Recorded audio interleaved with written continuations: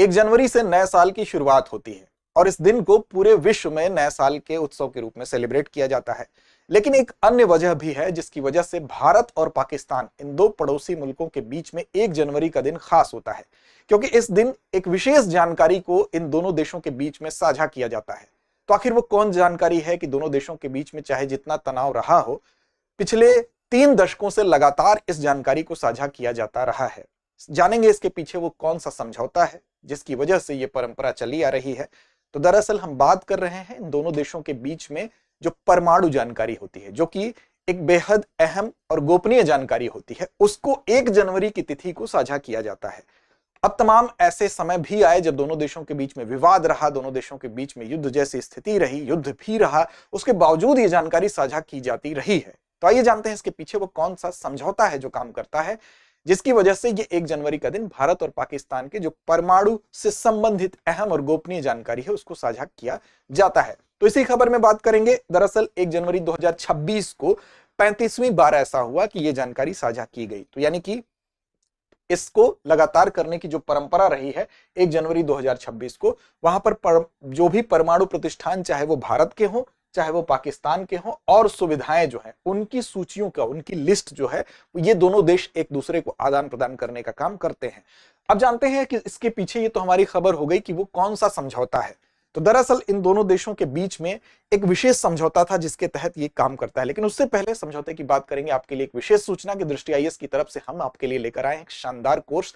अगर आप चाहते हैं 2027, 28, 29 की यूपीएससी परीक्षा को क्रैक करना, तो अभी से आपको बुनियाद मजबूत करने के लिए एक कोर्स बेहद महत्वपूर्ण होने वाला है, क्योंकि इस कोर्स की सबसे आकर्षक बात है इसकी कीमत 24,999। वास्तव में ये इसकी कीमत भी नहीं है, क्योंकि जब आप इस कोर्स में एडमिशन लेने के बाद ऑफलाइन बैच में एडमिशन लेते हैं तो वहां पर ये पूरी की पूरी फीस आपकी एडजस्ट कर दी जाएगी। इस कोर्स का नाम है GS studio foundation live online course.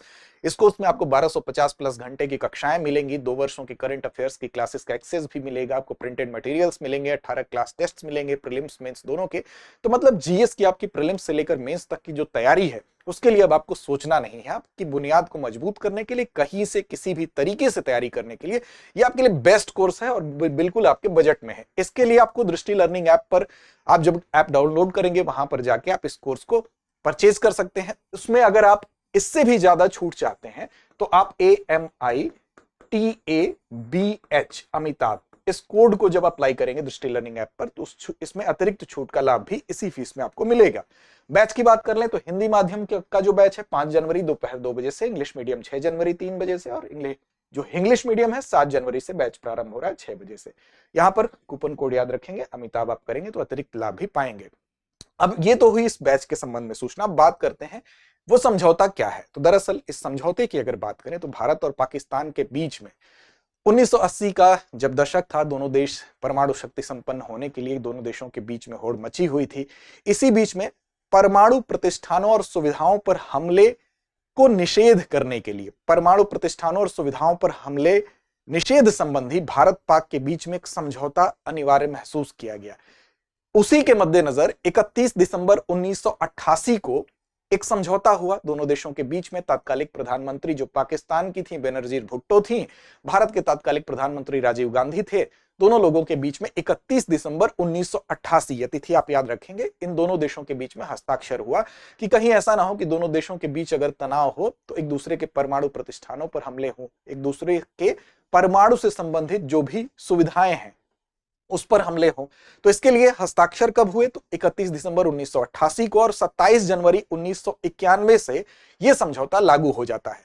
तो पहला आदान प्रदान जो सूचियों का किया गया, जो लिस्ट पहली एक दूसरे के साथ साझा की गई, वो 1 जनवरी 1992 से की गई। तो याद रखेंगे 1 जनवरी 1992 से चल रहा जो सिलसिला है वो 1 जनवरी 2026 को बदस्तूर जारी है, और ये 35वीं बार ऐसा हुआ है कि 1 जनवरी 2026 को दोनों देश ये एक दूसरे के साथ जो परमाणु प्रतिष्ठान और जो सुविधाएं हैं उनको साझा किए हैं। अब देखिए उस समय हुआ क्या था, इसकी पृष्ठभूमि पर भी चर्चा कर लेते हैं। तो दरअसल हुआ यह था कि भारत और पाकिस्तान के बीच में परमाणु शक्ति संपन्न बनने की होड़ तो मची ही थी, साथ साथ जो भारतीय सेना थी उसी दरमियान भारतीय सेना ने 1986 और 87 के समय एक सैन्य अभ्यास किया। उस सैन्य अभ्यास का नाम था ब्रास स्टैक्स, याद रखेंगे ब्रास स्टैक्स नाम था। अब ब्रास स्टैक्स नाम का जो सैन्य अभ्यास था, इसको करने की वजह से पाकिस्तान में थोड़ी सी स्थिति इसके लिए तनावपूर्ण बनी, क्योंकि ये जिस जगह पर किया गया, राजस्थान में किया गया जो पाक सीमा के करीब था, और इस समय एक ऐसा तनाव का माहौल बना जिसकी वजह से ये तय हुआ कि दोनों देशों के बीच में प्रत्येक कैलेंडर वर्ष में 1 जनवरी को परमाणु प्रतिष्ठान और सुविधाओं के बारे में एक दूसरे को सूचित करने को बाध्य करने वाला एक समझौता अनिवार्य है। उसी के तहत यह समझौता कार्य रूप में आया और फिर ये आप देखें तो 1 जनवरी 1992 से ये लिस्ट जो है एक दूसरे के साथ साझा की जाती है। अब देखिए इसमें परमाणु प्रतिष्ठान और सुविधा का मतलब क्या हुआ, तो परमाणु ऊर्जा और अनुसंधान रिएक्टर भी इसके अंतर्गत आएंगे। इसके अलावा जहां पर ईंधन का निर्माण होता है वो भी आएगा। यूरेनियम संवर्धन, यूरेनियम एनरिचमेंट अगर कहीं हो रहा है तो वो भी आएगा। आइसोटोप पृथक्करण का काम कहीं हो रहा है तो वो जगह भी आएगी। साथ साथ अगर कोई पुनर्संसाधन सुविधा है तो वो जगह भी आएगी। इसके अलावा किसी भी रूप में ताजा या विकिरण हो चुका जिसका है, यानी कि इरेडिएटेड जो इस तरह के परमाणु जो सामग्री है वो जगह भी इसमें आएगी। रेडियो एक्टिव जो मटेरियल्स हैं वो भी आएंगे और storage of radio active materials, तो ये जगहें जो भी होंगी उसकी सूचना देना एक दूसरे देश को अनिवार्य बनाया गया इस समझौते के अंतर्गत, यानी परमाणु प्रतिष्ठान और सुविधाओं पर हमले को निषेध करने वाली इस समझौते के अंतर्गत। अब इसका इंपॉर्टेंस क्या है, इसका महत्व क्या है, तो देखिए अगर इसकी बात करें तो 27 जनवरी 1991 को लागू जरूर हुआ था, लेकिन पहली बार जानकारी 1 जनवरी 1992 को साझा की गई थी, ये आप याद रखेंगे। देखिए इंपॉर्टेंस इसकी अगर बात करें, महत्व की बात करें, तो दोनों ही देश जो हैं एक दूसरे के साथ संघर्षों का दोनों देशों का लंबा इतिहास रहा है।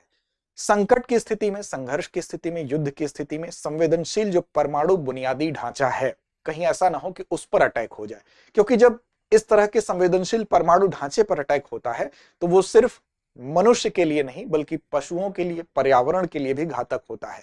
अचानक अगर हमला हो, कहीं ऐसा ना हो कि अनुमान लगा के किसी जगह को टारगेट करके हमला किया गया, अनुमान गलत हुआ और ये हमला कहीं और हो जाए जहां पर कि वहां का हम कह सकते हैं कोई परमाणु प्रतिष्ठान हो, जहां से रेडियो एक्टिव चीजें हैं जो है उसका पर्यावरण में उसका विकिरण हो जाए, तो इससे गलत अनुमानित या जानबूझकर हमला अगर कोई वहां पर करता है तो उससे बचा जा सके। कोई ये ना कहे कि हमें पता ही नहीं था कि इस जगह पर आपके परमाणु प्रतिष्ठान है। इस वजह से एक दूसरे देश को ये लिस्ट सौंपी जाती है, उसके बावजूद अगर वहां हमला होता है तो ये माना जाएगा कि जानबूझकर उस जगह पर किया गया ये हमला है। अब देखिए मानवीय आधार भी इसके पीछे है, साथ साथ पर्यावरणीय आधार भी है और रणनीतिक भी है, यानी कि तीनों दृष्टिकोण से ये लिस्ट सौंपे जाने का मतलब यह है कि जानबूझकर इस जगह पर अटैक किया जाएगा, ये माना जाएगा अगर जानने के बाद, ये लिस्ट सौंपे जाने के बाद भी ये अटैक होता है। इसके अलावा दोनों ही देश परमाणु शक्ति संपन्न है, तो इस स्थिति में ये समझौता और महत्वपूर्ण हो जाता है। संघर्षों का लंबा इतिहास रहा है, तो दोनों देशों के बीच में जो कि परमाणु शक्ति संपन्न है, विश्वास निर्माण कैसे किया जाए उसके एक उपाय के रूप में इस समझौते को देखा जाता है।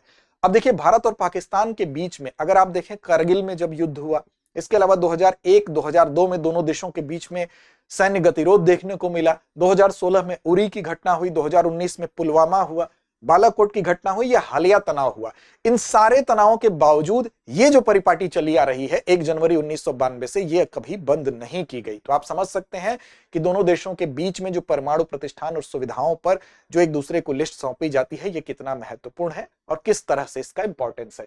तो ये हमारी आज की खबर थी। तो चलिए अंत में चलते हैं अभ्यास प्रश्न की तरफ। भारत और पाकिस्तान के बीच परमाणु प्रतिष्ठानों पर हमले की निषेध संबंधी समझौते पर हस्ताक्षर कब किए गए थे? इसका जवाब आपको देना है 1974, 1988, 1991 या 1998। तो इस प्रश्न का जवाब कमेंट बॉक्स में दीजिए। लड़ते रहिए, अपने लक्ष्य की ओर बढ़ते रहिए। Introducing Drishti IAS Everyday Wear, the casual jacket and the polo neck t-shirt, perfect for everyday and casual wear. Shop now on the Drishti Learning app and Flipkart. Buy link in the description. अब exam की तैयारी को और बेहतर करने के लिए हमारे चैनल को लाइक, शेयर और सब्सक्राइब करना ना भूलें।